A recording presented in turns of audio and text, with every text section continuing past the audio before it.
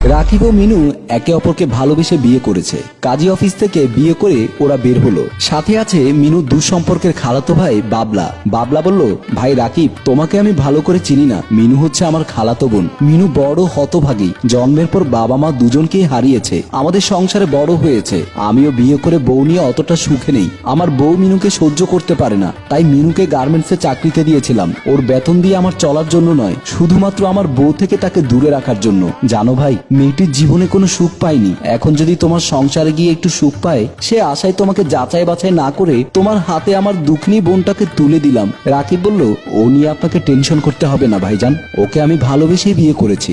আশা করি আমার সংসারে সুখে থাকবে। আপনি শুধু আমাদের জন্য দোয়া করবেন। মিনু বলল, ভাইয়া তুমি ভালো থেকো, আমাকে নিয়ে কোনো টেনশন করিও না। আমি স্বামী সংসারে আশা করি সুখে থাকবো। তুমি নিজের প্রতি যত্ন নিও, আর পারলে মাঝে মধ্যে এই দুঃখিনী বোনটাকে একটু দেখতে যেও। বাবলা বলল, রাকিব তোমার ঠিকানাটা দাও, আমি মাঝে মধ্যে যেন গিয়ে তোমাদের দেখে আসতে পারি। রাকিব বলল, ভাইয়া আমি তো বাবা মার একমাত্র আদরের ছেলে। আমি যেহেতু ওদের অমতে বিয়ে করেছি, তাই এখন মিনুকে আমার ঘরে তুলতে পারবো না। আমি আমার পরিচিত এক আত্মীয়ের বাসায় তুলবো। বাবলা বলল, সেই ঠিকানাটা আমাকে দাও। রাকিব বলল, ভাইয়া ঠিকানা আমার এখন মনে নেই। বাবলা বলল, তাহলে তোমরা কিভাবে ওদের বাসায় যাবে? রাকিব বলল, ফোন করে ঠিকানা জেনে নিব, আর ঠিকানা জানার পর আপনাকে আমি ঠিকানা দিয়ে দেব। বাবলা বলল, আচ্ছা ঠিক আছে, তাহলে তোমরা যাও, আমাকে ফোন করে ঠিকানাটা জানিয়ে দিও। বলেই মিনু ও রাকিব বাবলাকে সালাম করে চলে গেল।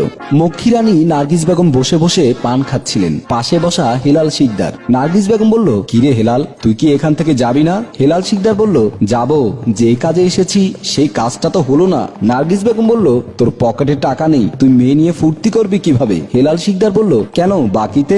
মাস শেষ হলে বেতন পেলে তোমাকে দিয়ে দেব। নার্গিস বেগম বলল, পৃথিবীতে সবকিছু বাকিতে লেনা দেনা হয়, কিন্তু এই কাজটাও বাকিতে শুরু করবি নাকি তোরা? হেলাল শিকদার বলল, পকেটে টাকা নেই, কিন্তু মাথা গরম হয়ে বসে আছে, তাই মাথা ঠান্ডা করার জন্য তোমার কাছে এসেছি। এর আগেও তো অনেকবার এইভাবে আমাদের লেনা দেনা হয়েছে।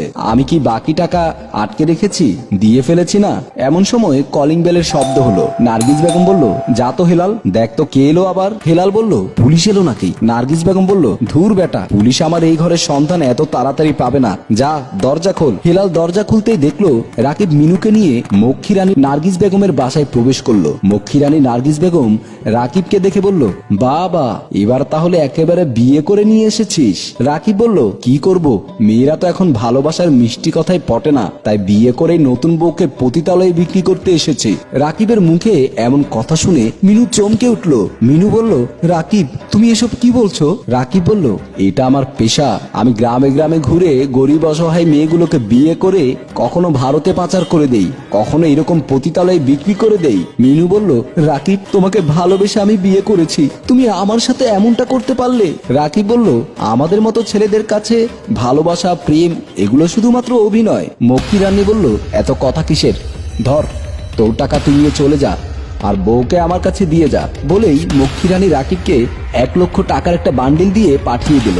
রাকিব টাকাটা নিয়ে চলে গেল, আর নার্গিস মিনুকে হাত ধরে রুমের মধ্যে ঢুকিয়ে দিল। নার্গিস বেগম হেলালের কাছে আসতেই হেলাল বলল, আমার 1 বছরের বেতনের টাকা সব তোমাকে দিয়ে দিব, এই মেয়েটার সাথে আমাকে শুধু একবার বাসর করতে দাও। নার্গিস বেগম বলল, একেবারে নতুন, আমি বুঝি তোকে বাকিতে দেব? আরে গাধা, ওকে তো আমি এখন একটা বড় ব্যবসায়ীর কাছে বিক্রি করে দেব। হেলাল শিকদার বলল, বড় ব্যবসায়ী? বড় ব্যবসায়ী কে? তার কাছে কত দিয়ে বিক্রি করবে? নার্গিস বেগম বলল, এই শহরে সবচাইতে পয়সাওয়ালা মমিন সাহেবের কাছে নতুন বউ বিক্রি করে দেব। সে কম করে হলেও আমাকে এই নতুন বউয়ের বিনিময়ে 1 লক্ষ টাকা এক কথাই দিয়ে দেবে। হেলাল বলল, ওরে বাপরে, এত টাকা আমি 2 বছরেও ইনকাম করতে পারবো না। নার্গিস বেগম বলল, তুই এখন চলে যা, আমি মোমেন সাহেবকে একটা ফোন করি। হেলাল শিকদারকে ঘর থেকে বের করে দিয়ে নার্গিস বেগম মোবাইলটা নিয়েই মোমেন সাহেবকে ফোন করতে লাগলো। মোমেন সাহেব অফিসে বসে বসে ফাইল দেখছিলেন। নার্গিস বেগমের কল দেখে বলল, কি ব্যাপার মক্ষী রানী, আজকেও কি নতুন কোনো পাখি এসেছে নাকি? নার্গিস বেগম বলল, নতুন কেউ না আসলে কি আপনাকে ফোন করি? মোমেন সাহেব বলল, যেটা এসেছে ওটা দেখতে কেমন? নার্গিস বেগম বলল, একেবারে খাসা, নতুন বউ, এখনো কারো হাতের স্পর্শ লাগেনি। মোমেন সাহেব বলল, তাহলে রেখে দাও, আমি এক্ষুনি চলে আসছি, তবে সাবধান, আমি আসার আগে যেন ওই জিনিস কারো হাতে না যায়। নার্গিস বেগম বলল, একেবারে যত্ন করে তুলে রেখেছি, তবে এই জিনিসের জন্য শুরুতে 1 লক্ষ টাকা পে করতে হবে। মোমেন সাহেব বলল, টাকা কোনো ব্যাপার না, তুমি বাসর ঘর রেডি করো, আমি চলে আসছি। বলেই মোমেন সাহেব মোবাইলের লাইনটা কেটে দিয়ে নার্গিস বেগমের বাসার উদ্দেশ্যে চলে গেল। নার্গিস বেগম ড্রয়িং রুমে মমিন সাহেবের জন্য অপেক্ষা করছিল। মমিন সাহেব এসে কলিং বেল টিপতেই নার্গিস বেগম দরজা খুলে দিল। মমিন সাহেব নার্গিস বেগমকে দেখে একটা মিষ্টি হাসি দিয়ে বলল, এসেছে ভ্রমরা ফুলে বসে মধু পান করতে। মমিন সাহেব বলল, এত কথা বলে লাভ নেই, ধরো তোমার 1 লক্ষ টাকা, আমাকে নিয়ে যাও সেই মেয়ের কাছে। নার্গিস বেগম বলল, আহা তর সইছে না বুঝি, আসুন আসুন আপনাকে ডিরেক্ট বাসর ঘরে ঢুকিয়ে দেই। বলেই মমিন সাহেবকে হাত ধরে বাসর ঘরে ঢুকিয়ে দিলেন। মোমেন সাহেবকে দেখে মিনু আরো জোরে জোরে কাঁদতে লাগলো। মোমেন সাহেব বলল, আহা কাঁদছো কেন? আমি তোমাকে 1 লক্ষ টাকা দিয়ে 1 ঘন্টার জন্য কিনে নিয়েছি, কান্নাকাটি করে কোনো লাভ নেই। এসো আমার কাছে এসো, আমাকে খুশি করো। এমন সময় পেছন থেকে পুলিশ এসে মোমেন সাহেবের কলার চেপে ধরলো। পুলিশ দেখে মোমেন সাহেব ঘাবড়ে গেল। মিনু হা হা করে হেসে উঠল।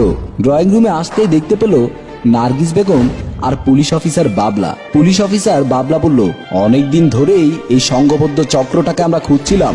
রাকিব নামে ছেলেটির নামে অনেকগুলো মামলা হয়েছে। সে একজন নারী পাচারকারী চক্রের সদস্য, যার মূল হোতা হচ্ছে নার্গিস বেগম।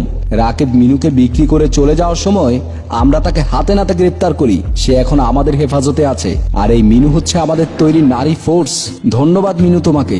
মক্ষীরানী নার্গিস বেগম এবার জেলখানার ভেতরে বাকি জীবনটা কাটাবেন। তারপর মোমিন সাহেবের দিকে তাকিয়ে পুলিশ অফিসার বাবলা বলল, আপনাদের মতো সমাজের সুপ্রতিষ্ঠিত লোকগুলো দিনের আলোয় খুবই ভদ্র, রাতের আধারে চেনা যায় আপনাদের আসল মুখোশ। আর আমি পুলিশ অফিসার বাবলা আপনাদের সেই মুখোশগুলো খুলে দেব। চলুন থানায় চলুন।